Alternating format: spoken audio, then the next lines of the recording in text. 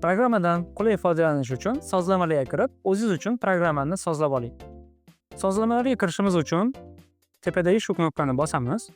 Shu yerda biz profilni nastroyka qilishimiz mumkin. Bu yerda ism, familiyangizni to'g'irlash yoki parolni o'zgartirishingiz mumkin. Bundan tashqari interfays tilini o'zgartirsak ham bo'ladi. Xohlasak o'zbek tilidan rus tiliga o'girishimiz ham mumkin bo'ladi. Orqaga qaytadigan bo'lsak, bizda do'konlar ro'yxatini ko'rishimiz mumkin. Undan tashqari xodimlar va rollarni ko'rsak bo'ladi. Valyuta va to'lovlarni sozlashimiz mumkin. Undan tashqari siz tovarlardagi qo'shimcha xususiyatlarni, o'lchov birliklarini va ulgurji narx, erkin narx yoki tez qo'shishlarni yoqib qo'ysangiz ham bo'ladi.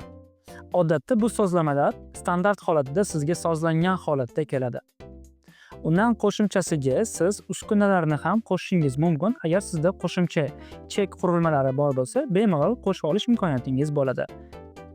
Qo'shimcha sozlamalar yoki qo'shimcha savollaringiz bor bo'lsa, bemalol texnik qo'llab-quvvatlash markazimizga aloqaga chiqing.